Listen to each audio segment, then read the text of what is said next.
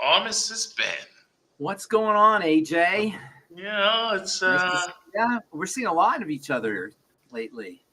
Just the way we like it. We like it when you're around and available, helping all the folks. I feel like I've been given so much in terms of just having a great life, but also in terms of understanding the body.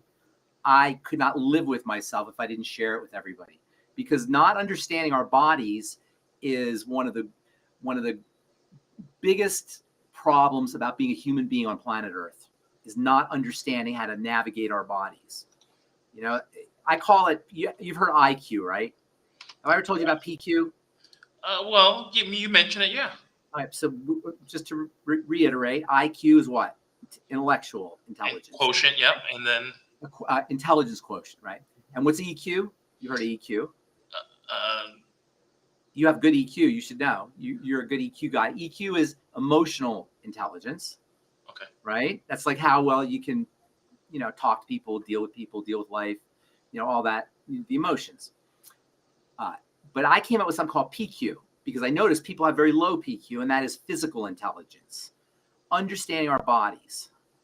And think about all the misery, real misery, because the misery of the mind is like a synthetic misery. You're making it up, kind of.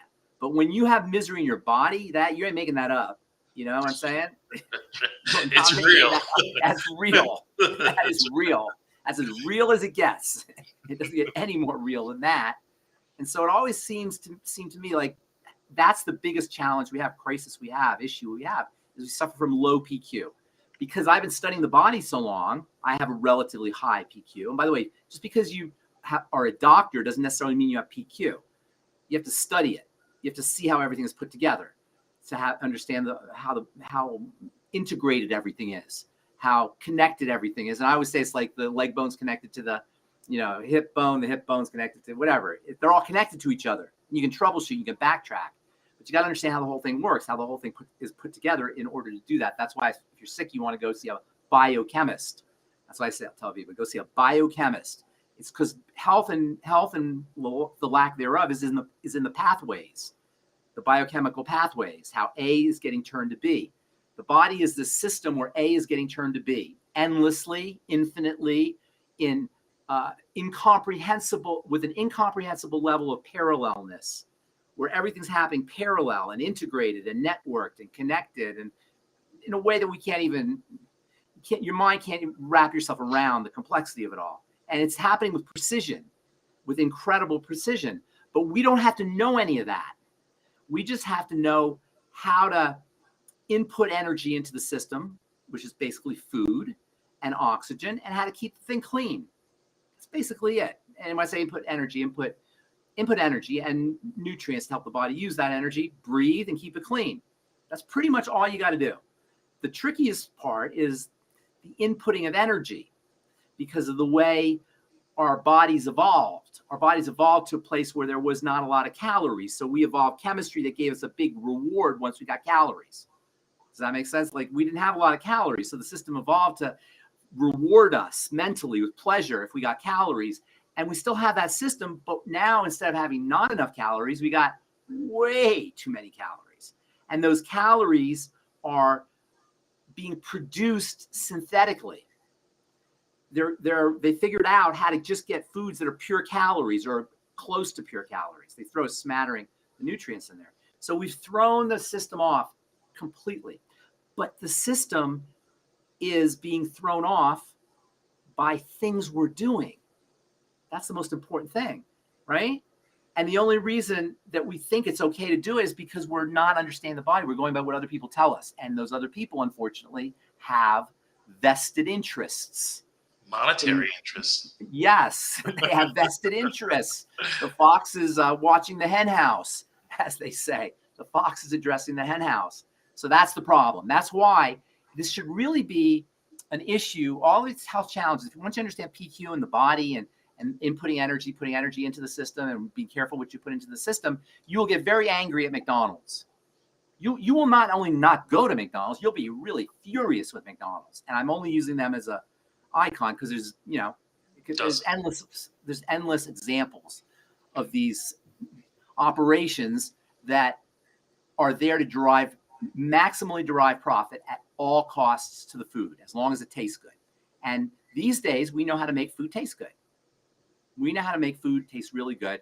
And the reason it tastes good is because it activates parts of our taste buds and parts of our brain that get very happy. And that's why it's hard to say to people, watch what you eat, because you're taking away people's happiness. That's why there's resistance to that. There's resistance to that. And I understand that. And that's not a problem. Do whatever you want to do. But the point is you have an option. That's the point. And supplementation can facilitate a change in the kind of calorie, in the way you intake calories. Because when you supplement, you get more bang for your caloric buck. Calories take work to process, and in a good food, there'll be just the right amount of nutrients to process the calories. That's a quality food. When you have just the right amount of vitamins, minerals, aminos, fatty acids, the things we call the mighty 90 essential nutrients to process the calories. That's a quality food. It's a whole food. If you have just the calories without the nutrients, now you can put the calories in, the body's got to work, but it doesn't have the nutrients to do it. Which is why if you start supplementing, you'll find that you need less calories to get the same bang for your caloric buck. And that's why people lose weight when they supplement. That's why people they eat less when they supplement. So a lot of our eating behaviors, not all of it, because there is that mental pleasure you get from that, Ben and Jerry's or Haagen-Dazs or whatever it is, or French fries, fried fats, fats, that's the thing that gets most people. Not even the sugar, it's the fats. And the fats plus the sugar is like that's like a nuclear bomb of taste. There's no way you're going to correct fat and sugar. Donuts, cheese, everything everybody loves is fat and sugar together, right? So it's really hard to bypass that because that's associated with pleasure. But you go a long way towards replacing your calories, some of your calories anyway, by a good nutritional supplement program. But there's definitely ways to lose weight. Now I want to get into some questions. Do we have people watching? Are there people listening? Well, we do have some folks watching. We got Becca Dukes out on YouTube, and Patty and Barbara. Hi, Becca. Becca's a superstar. Becca really is a superstar. Becca's a superstar. And so anyway, so let's so I got a question from Becca. That's probably why she's listening. Well, Becca always supports us. I know, but I did get a question from her. That might be, she would be listening anyway. I know, but she sent me a question. I don't know if you want to go over that or you have other questions. Well, I sent you an email. I guess you didn't get. I didn't get it. And I got some tough questions here tonight. So you're gonna bombard. You're gonna scare me. I got about 4 or 5 that are gonna be beyond your comprehension. Okay. I was surprised by one word, hyperkyphosis. I thought that was a joke. Remember that? Yeah. Well. I learned something new. They make nice words to describe simple bodily processes. Basically, complexity. All right, I'm trying to find your email, but go ahead. Why don't you? Okay, so first I'm going to ask you about Ron. The summary is he's got connective tissue issues, graying beard, dry skin, hang on. What was the second thing you said? Connective tissue issues. Graying beard. Graying beard. Graying beard. Okay. Dry skin. He's a former smoker. He's got sinus issues. Oh, hang on. How old is he? Does it say? No, it doesn't say how old he is. What does he say about his connective tissue? He needs to help rebuild the cartilage in his joints. His hair is really thin. His beard is graying. Skin is. All right, well, it depends on how old he is. He's just deteriorating. He's melting. Do you ever see the Wizard of Oz at the end of remember the Wizard of Oz at the end? She goes, you remember what happened to the Wicked Witch of the West? I'm imagining that she melted because I melted. That's what happens. That's what happens, AJ. That's what we all have to look forward to. But you want to do it at a slow, gradual pace. You don't want it accelerated. That's really the key. So he's just got MBFA disease. Yeah, I thought that MBFA disease. MBFA disease. My body is falling apart disease. That's it. Yeah. And to simplify for people who are new or haven't heard me talk before, it's like a bank account or a business. It's like a business. If you're in business, you're always making money and spending money. That's just the nature of business. You're buying raw materials, you're buying packaging, ingredients, blah, blah, blah, paying employees. But hopefully you're making more money. You got money coming in, but it's always going out and it's always coming in. That's the way the body is. The body is always breaking down and building up. They call that anabolism and catabolism. Anabolism is building up. You've heard of anabolic steroids, right? Anabolism is the money that's coming into your bank account or into your business, right? Make sense? Yes. That's anabolism. You're building your business. Spending your money, buying things, you're breaking things down. You're releasing things, releasing energy, and that is catabolism. So the body's a business. You want it in the black, not in the red. You want it net anabolic. When we get old, we become net catabolic. When we're sick, we're net catabolic. We're net breakdown. The key is you want to reverse that. Make sense? You follow? Yes. Your body's like a business. It's always breaking down. Your body is always breaking down. Every minute, every second, it's breaking down, but it's building up faster, hopefully. And when you're young, that's what's happening. But as we age and as the impact of nutritional deficiencies and toxicities and hard living and stress, blah, blah, blah, kick in, eventually we become net catabolic. We break down faster than we build up. So the trick is simply to reverse that. How do you reverse that? There's numerous strategies, numerous. Probably the most important one is to stop the bleeding. Stop the bleeding. What is the bleeding? The leakage of crap into the bloodstream through the intestine. That's probably the first thing to do. You ever hear the phrase "stop the bleeding"? Yes, sir. You know, you stop the bleeding. In the body, that means working on intestinal health. So for this gentleman, or for anybody, and this is really important now, I'm going to say, the strategies for this guy are the same as the strategies for Rebecca's friend with the MG, the myasthenia gravis, or patient, or whoever, the client. These strategies are generic across biochemical breakdown.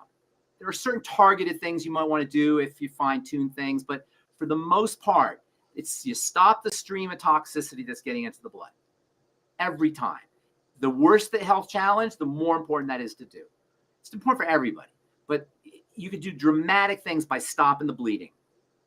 There is no health challenge that is chronic that does not involve a leaky gut and the intestine.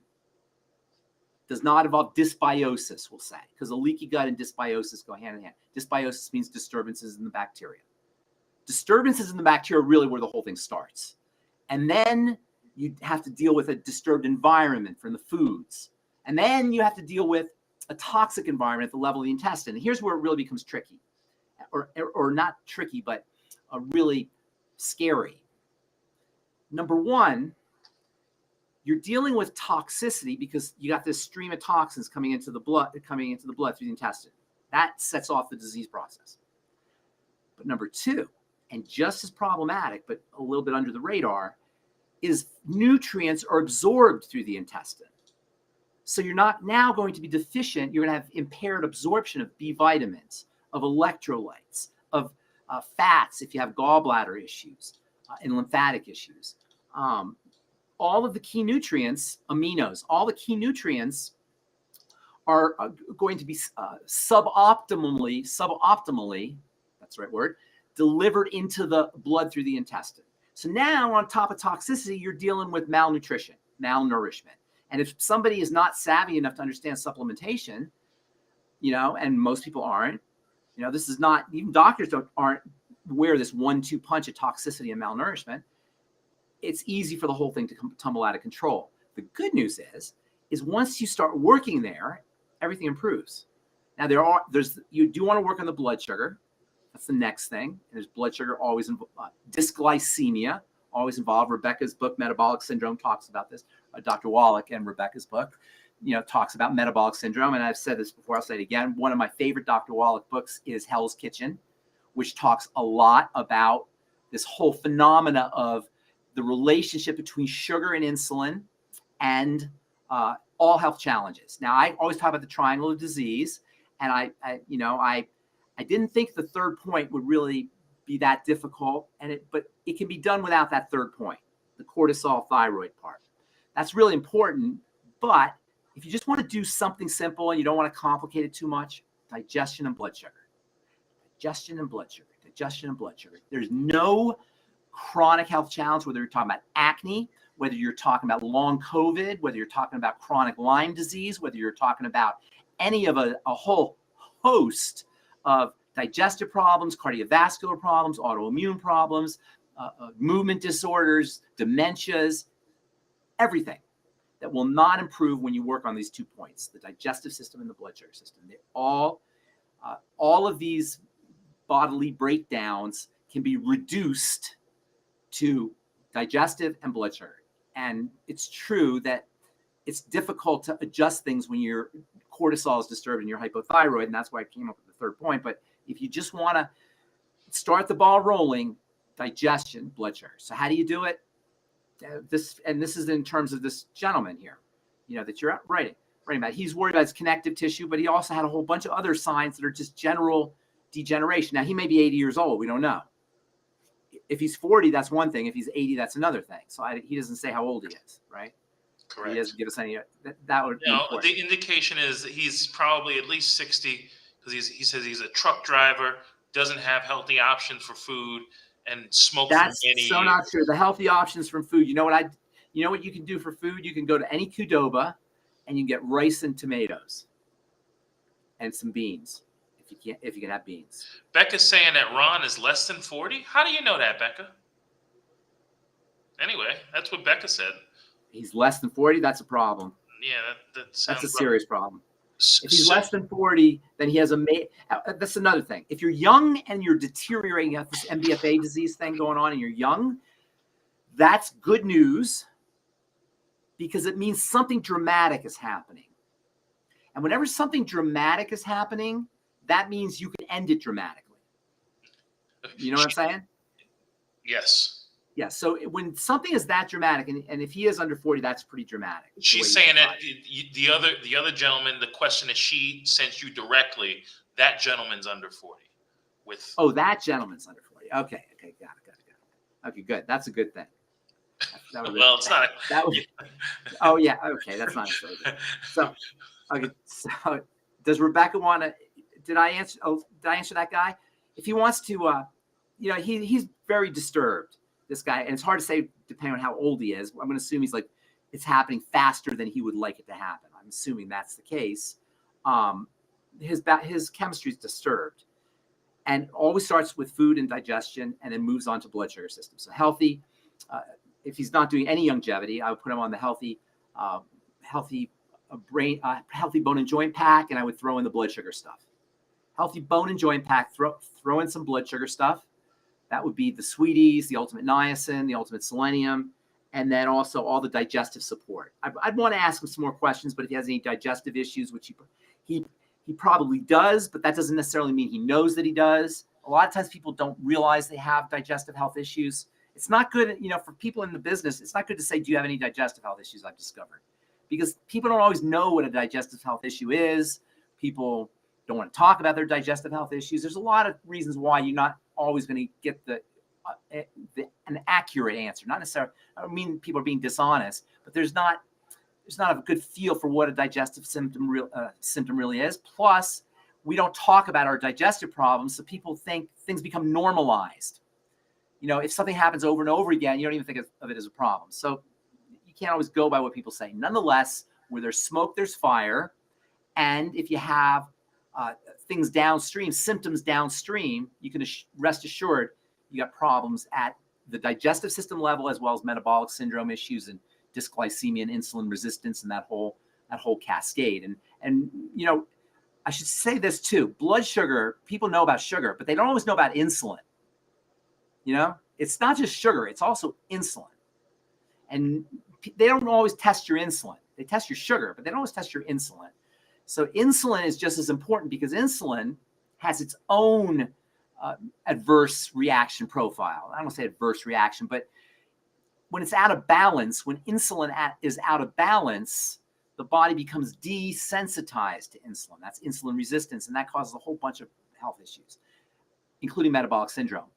You've heard of Ozempic, right? Have you heard that? Ozempic? That's another question. Okay. Ozempic works with that system, with the insulin system. Ozempic forces the body to make more, or forces the cells in the pancreas to make more insulin. It kind of does, it's a little biochemical trick. It imitates something that also makes encourages the secretion of insulin. So it mimics, they call it a GLP-1 agonist. I don't know if you ever heard that term. GLP-1 agonist. An agonist is a mimic. GLP is a peptide, glucagon-like peptide. A peptide sits in a receptor, makes things happen. Mm-hmm. It's like a plug in a socket. GLP-1 inhibitor, Ozempic, sits in the receptor, boom, insulin comes out. Seems like it would be a good thing, right? It's not a good thing, because the body's finely tuned. Everything's regulated. You can't just come in from the outside and stick something in and make it happen. Remember the rock? Remember that metaphor with the stick and the rock? You can't hit the rock. You ask the rock. You talk to the rock. You don't hit the rock. And we pay the price. And that's why Ozempic has, number one, side effects on its own, including mostly digestive side effects. Nausea, vomiting, digestive distress of all kinds. But because it's forcing the body to make chemistry that is associated with weight loss, it doesn't distinguish between weight loss from fat or weight loss from protein, muscle, connective tissue. So you lose everything. You don't just lose fat, you lose everything. And you start to hang. And that they call that Ozempic face. We talked about that. Or and Ozempic butt. Yeah. Yeah, you just start to hang. You lose everything. That's not what you want to lose. You want lean muscle mass, not, And so people want to lose weight. And if you weigh, if you're 100 pounds overweight, and here's a drug that you can take, and now you're not going to be overweight anymore, you'll deal with a little bit of, connective tissue loss. I can understand that. But there's metabolic ways that you want to do that. And that basically involves understanding, having some PQ around digestive health, blood sugar health, and probably once you become severely obese or overweight, the energy system is so thrown off that you got to really work on the cortisol, the stress issue, because without that, most of those people are going to be hypothyroid. And that's another thing. Hypothyroidism you don't need to test yourself for hypothyroidism. If you have any metabolic issue, any chronic disease, you can rest assured you got a thyroid issue. Now, the question is you can't really, not the question, but the issue is you can't really address the thyroid by itself other than give thyroid hormone, but you can by working on cortisol and the blood sugar and the digestive system, which is why the triangle of disease is so darn important. Or at least the 2 points. So thank you for that. The quick answer here, can a person take YGY products while using Ozempic? Can they? They have to. They must. We could change the healthy blood sugar pack to the healthy Ozempic pack. It's a must. No, can you? It's a must. Okay. And throw in the Fit Shake or the TMR shake or the new birthday cake shake. Ask Becca how she likes the birthday cake shake. I don't take Becca's opinion, because Becca likes soul better than she likes smart. And she likes what? So they have soul, and they have one called smart, but I don't want to mess up my desk here to show you. Smart? I don't know what that is. Yeah, they're like, it's not like Quisp and Quake. Energy beverage and mood enhancing nootropics. The nootropic line, but at any rate, they're I love the taste of smart. I can't stand the taste of soul, and Becca she loves the taste of soul. There's all kinds of people in the world. There's so I don't take her opinion when she talks about. I gotta try it myself. What was the other one called? Soul and what? Smart. Soul and smart. Okay, some people like soul, some people like smart. I like a mixture myself. She loves the birthday cake shake with soul. So see, this is all right. Good. Okay, so the kid with the myasthenia gravis, and there's a drug they give you. All right. So myasthenia gravis is an autoimmune disease. There's 100 plus, they keep discovering that other diseases that they didn't know were involved autoimmunity, they're now finding even things like heart disease may have an autoimmune component. So autoimmunity is kind of, I think this is what's going to happen. We're not going to make that distinction of autoimmunity and other diseases. If you have a long-term chronic degenerative kind of condition, I suspect autoimmunity is somehow behind most of those, in the sense that what's happening is you have an activated immune system. The body is generating immune globulins. You've heard that term, immune globulin. An immune globulin is an antibody, just the antibodies. The body is generating antibodies. So why would the body be generating? What is the purpose of an antibody? An antibody is there to kill things, to get rid of things. It's your body. Really, antibodies should be thought, we should really be, honoring and really respecting or being in awe of, I guess, this thing called the immune system. Because basically what you're talking about is heat-seeking missiles that are biochemical. They're literally the same metaphor as a heat-seeking missile. The same kind of category as a heat-seeking missile, but chemical, molecular, quantum, really, if you talk about it. I mean, it's really mind-boggling how the body creates these heat-seeking missiles that attack tissue. They're called antibodies. These antibodies, there's a few of them, but the most common one is called IgG. And this antibody is made by bacteria. Dysbiosis, changes in gut bacteria, lead to the secretion, a high amount of these antibodies. These antibodies can leak out into the blood, and this especially happens under conditions of dysbiosis where you have leaky gut, and other things compound it. And you end up with these high levels of antibodies and immune accelerant molecules like histamine, which we talked about in the past, things that just rev up the immune system. And these antibodies, these IgGs, they start swimming around in the bloodstream, and eventually they have to come to a rest somewhere. And one of the things the body does is it has a way of cleaning out the blood, cleaning out getting rid of these IgGs and these histamines and these lectins, food particles and immune particles and a whole host of other immune accelerants, immune system accelerants. The body has a way of getting rid of those, and it does that by sticking it in the tissues.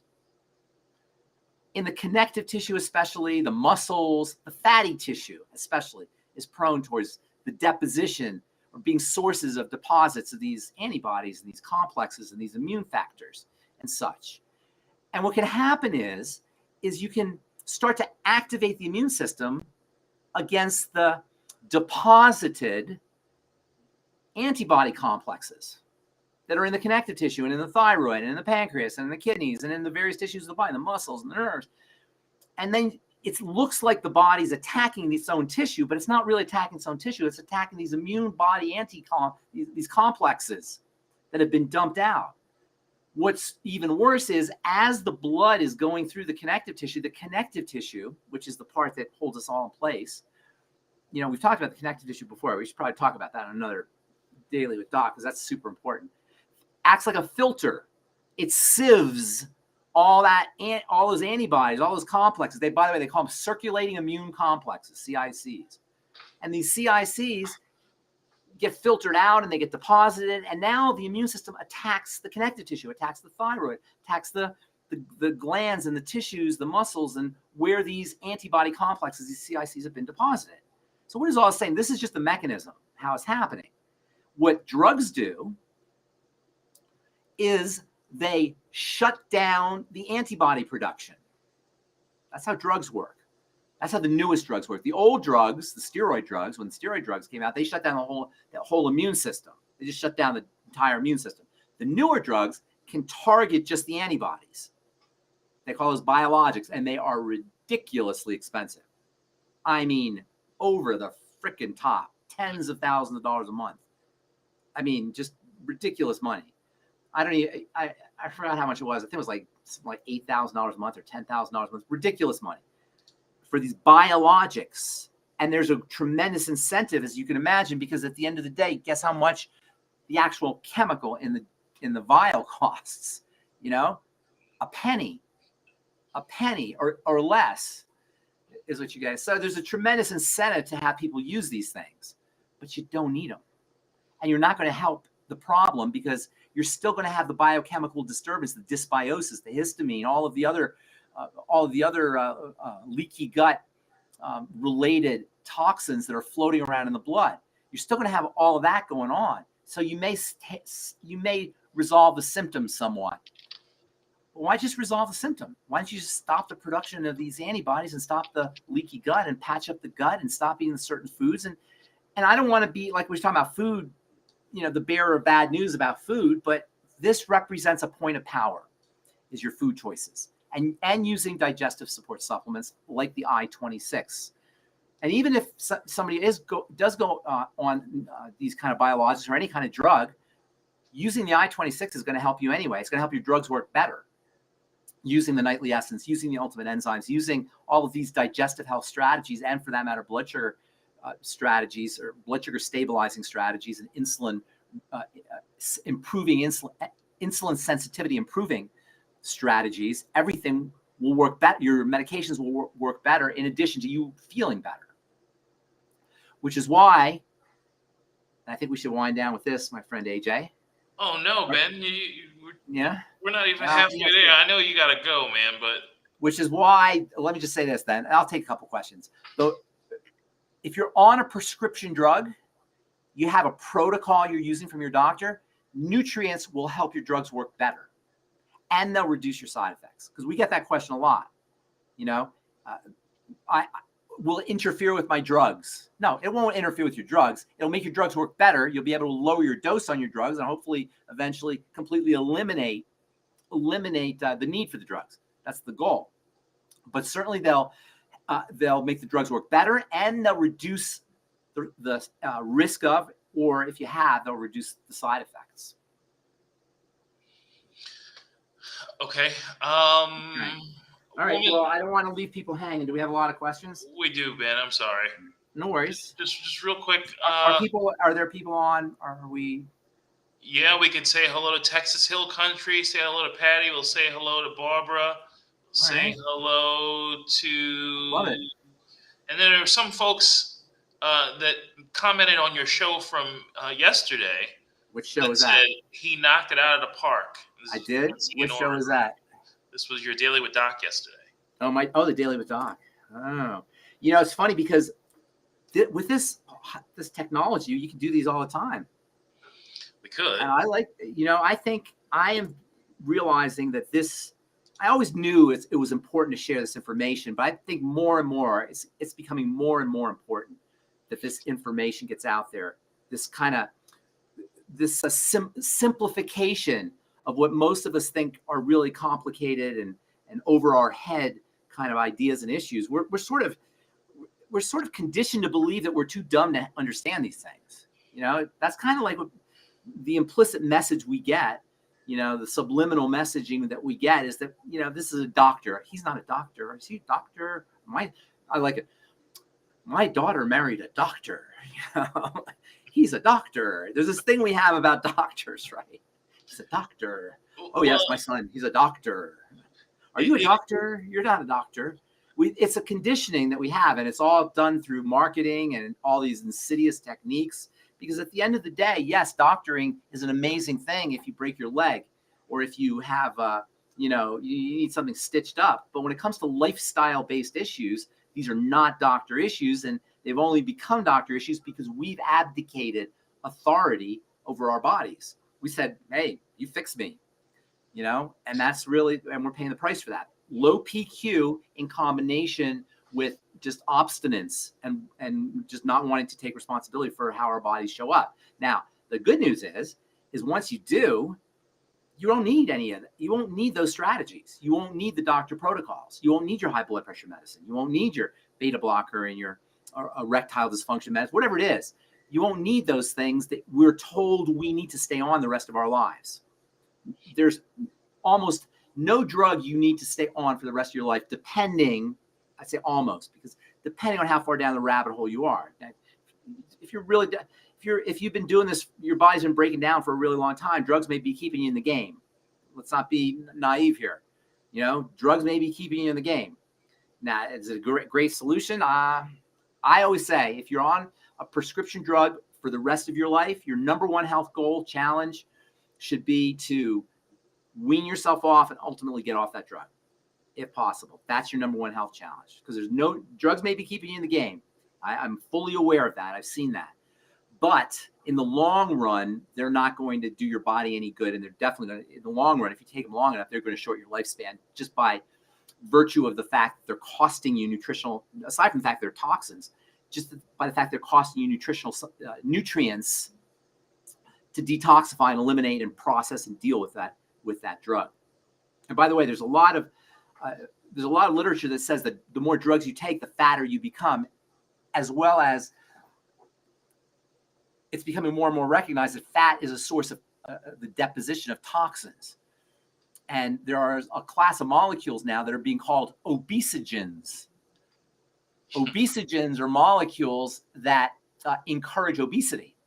And it turns out that our environment is swimming in them, as if we didn't have enough problems have to deal with. Now we got to deal with obesogens in the air and in the water in our skincare products. Wow. Okay. That's how you want to be on the sweeties. But just to follow up with a point that you made, and just a real note to our viewership, we can't rely on the platforms and their algorithms to promote the show and to get what you say out to more people. We have to share Ben's message. Each one, teach one. So tell a friend about this channel and tell them to subscribe and hit the notifications button so that they will be notified every time Ben goes live and Doc goes live and the rest of the team that are trying to share this important message goes out. So just briefly, well, not briefly, but we have a woman who survived cancer, has a recent hip replacement. She's got a metal hip now. She's got blood sugar issues, and she's losing tons of weight. She had a history of lactose intolerance, lives in a nursing home, and they give her Ensure, and she really, really doesn't like it. How old is she? Looks like those are key numbers, people. We've got to know the age. Is it 90s, 80s, 70s? It's got to be 80s, at least. Oh. Yeah, well, I'm going to assume she's elderly. Yeah. And the age for being elderly keeps moving up, I've noticed. Right now, 70 sounds pretty young these days. AJ? Yeah, well, I wish. Yeah. Well, but at any rate. He's a mere kid. So anyway, that sounds like somebody who needs to build. Becca says she's 73, so she's got some insight. She's very deteriorated. So the first thing you want to do is you want to start to build things. Of course, it always starts with the gut, with the intestine.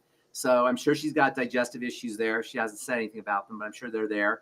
She's asking about I-26 for SIBO. Yeah, she's got that. She's got to have that. So listen, these are generic. SIBO's generic. Everybody's going to have. I should say everybody. If you don't know how to take care of your body, which most people don't, it's almost inevitable that by the time you're 70, you're going to have some degree of SIBO. Even if you do know, it's very difficult, but certainly if you don't know. So yes, I-26, nightly essence, all of that's important because not only will that help stop the stream of toxicity. I say help. I'll tell you what I mean by that in a second. The stream of toxicity, but also it will improve nutrient absorption because remember, your nutrients are not getting absorbed through there, so you're also functionally starving in addition to being toxic. Do you get that? How important that is? There's a 1-2 punch of nutritional deficiency, starvation, essentially, functionally, and toxicity. That's not a good combination. So obviously, you want to work on that level first and foremost. You want her to build. The TMR shake. I'd be doing the TMR shake a couple times. She can do chicken soup. That's great. The Healthy Start Pack for sure. The sweeties. The less you want to eat nutrient dense. The less calories you ingest compared to nutrients, the better off you're going to be. So you want to eat nutrient dense and use supplements. That's a general strategy, but especially for a woman who's, who wants to build. Basically, she's breaking down. It's all of these ideas. Do you get how these ideas are generic? Do you get how These are basically the same thing. And I almost feel silly saying it over and over again. But I think if I say it enough over and over again, there'll be a bunch of aha experiences, aha realizations that this is so simple and so logical and so generic. You get it? We've got billions of people who need to have that aha moment. So yes, we'll keep doing it. We're going to keep doing it. We're going to keep doing it. But one of these days, you're going to be like, what the hell? We don't need old Ben anymore. Dan, we got this thing down. We got this down. We don't need this guy. Although you're rubbing off, man, I'm getting pretty good. So you're getting pretty good, right? Because I say the same damn thing, and Doc says the same damn thing over and over again too. You know, we say it's basically the same ideas. Too. The body breaks down generically. It's so important as a first principle to understand the body breaks down generically. The signs, the metrics, the components, the mechanisms of the biochemical breakdown are all the same. They're all immune factors and things getting into the blood and blood toxicity. I say all disease is cell disease, but all disease is cell disease. But all cell disease is preceded by dirty blood. The blood is the key. The blood's the key to everything. It's about the blood. How does the blood become toxic? And that's why you want to be so careful with things you inject through your skin, if you know what I'm saying. Yes, sir. And that was one of the first clues to the ignorance of this whole project, was that they're talking about injecting a completely foreign substance into the blood. Red flags should have gone out to anybody who understands anything about biochemistry, and any medical professional who thinks that was a good thing should be looked at with great skepticism, because just logic tells you don't inject things. They say, oh, well, it's in the muscle. Well, it's going to get in the blood. It's in the system. You have to be very careful with what you put in your system. So aside from that, food is the next place. And that's everything. Everything. And then the whole blood sugar thing is like food, really, because there's only two places your blood sugar gets messed up. One is through stress, through cortisol, through psychological issues can do it, but most of it is through food. So it all boils down to food. Is pretty much everything, and helping your body process that food. So what you want to do for everything: eat less food, eat correct food, and use nutritional supplements to help the body use that food, process that food at the digestive system level and the blood sugar level. And that's pretty much everything. Autoimmunity, dementia, skin problems, cardiovascular, movement disorders, all of it. All of it. Digestion, blood sugar. So, okay. You want to do one more? Yeah, we'll do one more.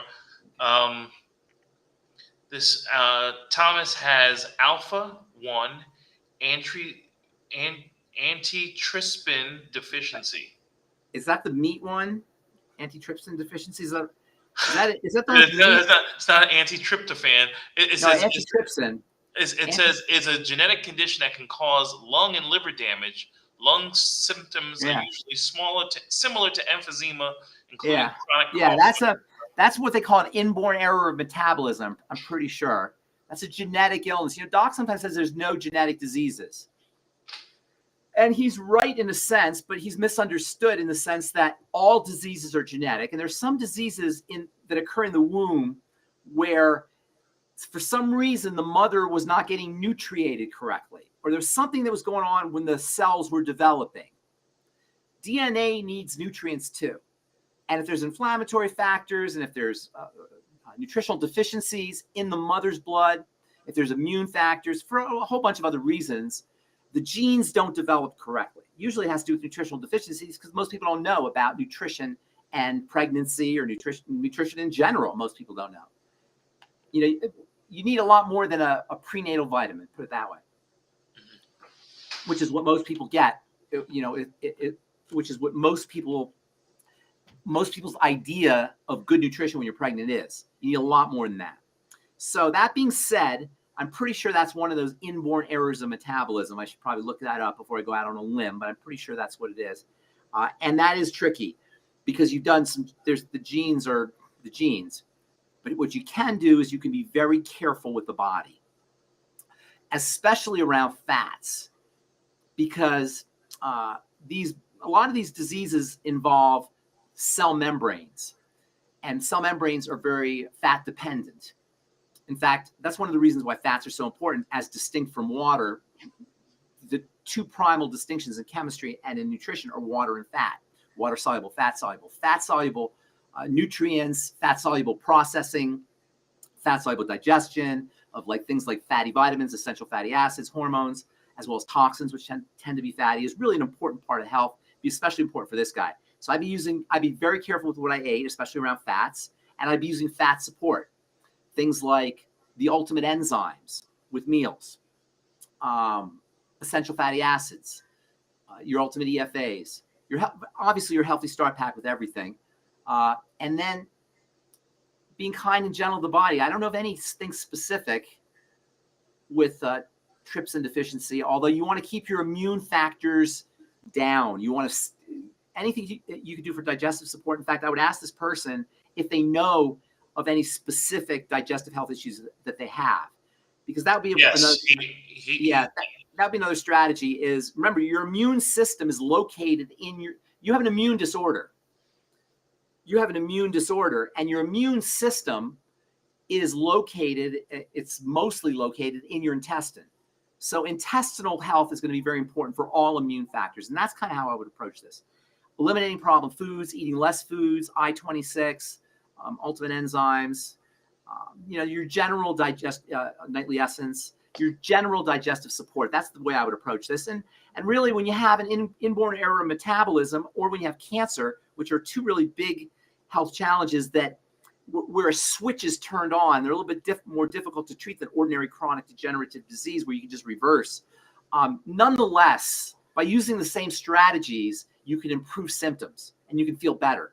And that should always be your goal when you're dealing with things like cancer or inborn error of metabolism issues, like cystic fibrosis is another example. Things like that, where you're just born with certain biochemical issues that can be, whose symptoms can be mitigated sometimes dramatically. I've seen people with cystic fibrosis, which could be in some circumstances could be debilitating. I've seen kids who are very functional when they know what they're doing. So there's ways that you can mitigate even the symptoms of the most horrible inborn error metabolism issue. I don't think this gentleman has one that's that horrible, but he probably has some intestinal places that he could work on to improve his symptoms. He does. I got two quick ones for you. Why does Ben Fuchs advocate potatoes as a healthy food? They are bad, hypoglycemic crap food. I love it. I love it. I don't want just people who like me. I want some haters in there. Thank you. I love it. I love it. That's how you know we're real, because we got haters. I got haters. Well, she's not necessarily a hater. I know I do. She clearly respects you. She respects you, but clearly she's got an issue with talking about potatoes. Let me tell you something. I got haters. I've seen it out there. And you also have copycats, because I watch videos and I see people that you talk about one thing on Monday, by Friday they got a video up repeating what you're saying. But what do you? I don't own this stuff. I don't own this. Why do you advocate potatoes? First of all, I never advocate potatoes. That's not true. But let's talk about potatoes, because I do know a little bit about potatoes. I'm not a fan of potatoes, so that's not true. I've never advocated potatoes. However, that being said, there are valuable nutrients in potatoes. There's some tremendous nutrients in potatoes. They can be very nutritionally valuable. I think I might have done now that you mentioned, I think I might have done a moment of truth on potatoes. Mm-hmm. Doesn't mean I advocate them. I'm just calling a spade a spade. They've got some very good nutritional value in a potato. It is a big lump of sugar if you don't do it right. It is a big lump of sugar. So, as far as sugar goes, it's better than a candy bar, but it is a big lump of sugar, especially mashed potatoes. Those are not good. You don't want the mashed potatoes where they take the fiber out, because the good stuff's in the peel. That's where the good stuff is right in the peel, right where the peel meets the starch. That's the good stuff. And the peel itself. Now, we do cook the peel and we lose a little bit of value, but still the fiber is tremendous. It's, potatoes, I'm not a fan of potatoes, but you got to give a potato its due. I will say that. As an objective nutritionist, you got to give the potato its due. But I'm not a fan of a lot of potatoes. Okay, I don't eat potatoes myself that much. Okay. Now I'm going to throw you a curveball. I was watching a video, and they were talking about the heart, And the reason I think it's relevant to you is because they were talking about the heart not pumping blood. They said that the blood heart is not a pump. The heart's not a pump. Saying that the heart is a vortex. Yes, that's exactly correct. It's exactly correct. And that the blood was the real life, and Exactly it's the correct. blood creating the vortex. It creates energy. That vortex is energy, and it's not the heart's not the pump. That's a myth. The heart, when you think about it, how could the heart pump through 50,000 miles of blood vessels? That doesn't even make sense. The tiniest things that are like an atom thick, that are like a cell thick. The tiniest, you have microscopic vessels, and you're going to tell me a heart pump, one pump, is going to push through all that pressure? No. It's exactly what you're saying. There are electrical forces that are created that pull it through the capillary and the vessel. The reaction between the movement and the vessels creates these electrical charges that propel it. It's electrical. That's called a zeta potential. That's why when your blood is disturbed, you're in big trouble. Big trouble. When your blood is distorted with dirt and inflammatory factors and all the stuff we feed in there, you're in big trouble. That's why. All disease is cell disease, but all cell disease is preceded by dirty blood. Take that to the bank. That's how it is. That's the system. Take it to the bank. Texas Hill Country loves hearing you talk about the triangle of disease. He just wants you to repeat it, but I'm gonna let you enjoy your evening. That was fun. I like doing these. I get to talk about these great ideas. But Ben, you're gonna have to expand more on the heart and the blood at another time. Did you get that? That's really important. So interesting. Yeah, it's really fascinating. And when I heard it, I thought of you immediately. Yeah. And I said, you know what? Ben is always talking about structured water, electrical charge, that's all it. vortices. All that. That's exactly what it is. It's structured water. It's the fluid is organized by, we call coherence. Coherence is when everything's structured. It's organized. The body is a coherent system. The fluids are all coherent. Everything's coherent. When we start introducing all these toxins and this energy, the sugar and the processed foods and the smoke and this and that and the other, you're just, when you're making a computer chip at Intel, they wear gloves and they wear masks and they wear, the hazmat suits, because if a piece of dust gets on an Intel chip, that chip's gone. The body is zillions of times more complicated than that.